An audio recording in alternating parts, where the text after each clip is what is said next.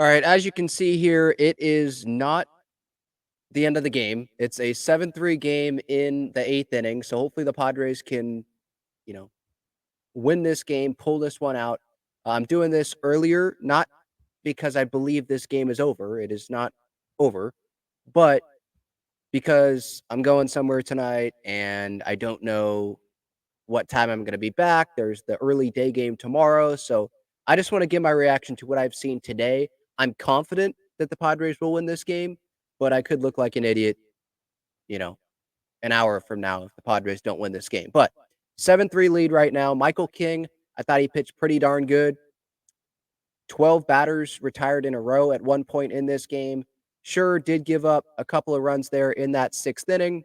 He wanted to get through 7, though. I love that mentality about him, where Mike Schilt came to get the ball from him, and you could tell King was not happy, did not want to look Mike Schilt in the eye. And Schilt kind of looked, as King was walking off the mound, kind of stared back at him. So that was a interesting moment there. But those are two competitors. Schilt, we know he's competitive, really cares, and Michael King, those starting pitchers, they want to go. You're 1 out away from going 7 innings, and he has pitched well pretty much, definitely most of the outing. So he feels like he can get that 1 out, but obviously they go with matchups. Wandy Peralta coming in to face a lefty. That is understandable. King, it's not like he was at over 100 pitches, though, so I understand it from his viewpoint. Mainly what I wanted to touch on was the hit machine, Luis Ariz. This guy is so impressive. A homer, took advantage of a ball that was down the middle, and that was Luis Ariz. You would think when he homers, oh, maybe it's going to get out. Well, you could tell right off the bat that that ball was going to be gone. He looked back at the dugout. So his first home run, not just with the Padres, but of the season.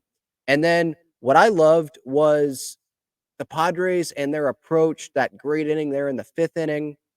They score a run in the 4th inning. But if we go to the scoring here, I just want to hit on everyone, so I don't want to forget all of them that scored. So Peralta with the fielder's choice, that's just good baseball, and I'm talking about Profar. He may have been thrown out if it was a better throw. I understand that.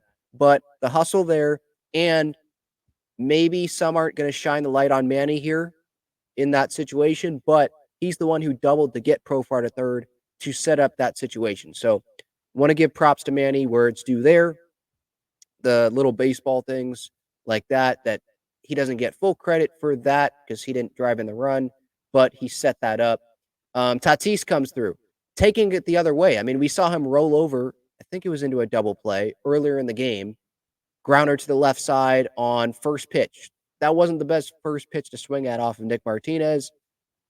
Adjusts, goes the other way. He sees that there's movement, goes the other way, finds that hole through the right side, makes it 3-1. Another guy that went oppo, Jurickson Profar, not trying to do too much. Same thing with Crony, letting that ball get to him. And here, as I'm talking, I see that the Padres got out of that, so they are through 8 now, 7-3 lead. Hopefully, the Padres can win this game. I'd be fine with them sending Robert Suarez out there. Let's just end this game here. Let's get this win. We'll see what happens, obviously. But Crony going the other way there to make it 5-1. Tyler Wade gets an RBI single. Azokar pinch runs. He gets hit in the rib and then ends up scoring. So there was a lot of contributions from a lot of different guys in this game. Campy hit some balls really hard. He got unlucky, hit one right at, forget who was on the mound. I think it was Suter. Hit one right at him. Can't do anything about that. But seeing some good signs there. Ariz made it 7-1 with the single. So I'm loving what I'm seeing today from this Padres team tonight. Well rested. As I said in my pregame thoughts, like you can't use that excuse. No Xander Bogaerts today, obviously. We got the news that he was going on the IL. I gave my reaction to that already, so you can go watch that back if you did not see that before the game today. But this was an overall a must-win game is what it felt like. It's not obviously a must-win game because it's May 22nd, but it still felt that way, right? Where you take 3 out of 4 against the Braves, but that last game of the doubleheader, don't really do much. Okay, it's Chris Sale, but then last night, that's what was really disappointing was I don't even remember who was on the mound for the Reds. Abbott, I think that was his last name. didn't seem like he was this like special pitcher. The Padres just weren't able to do really anything against him offensively. And there were a couple of unearned runs against Joe. And so yesterday was just a really frustrating watch. Teams, Kevin Acee put this out in the UT recently. I think that was today, this morning in his Padres Daily about there's been like no team here. In fact, let me pull it up just because I really love that stat. There's been no team since like 1968 or something that has made the postseason with a losing record against losing teams. Something like that. I'm pulling it up right now. Yeah, the 2016 Rangers, the only team since at least 1968 to have qualified for the postseason while having a losing record against teams with losing records. In 1968, that was when the AL and the NL split their teams into East and West divisions. So yes, as Kevin says, it's early, too early, I should say. Not just it's early. It's too early to get riled up about these numbers. But as we saw last year, look what happened.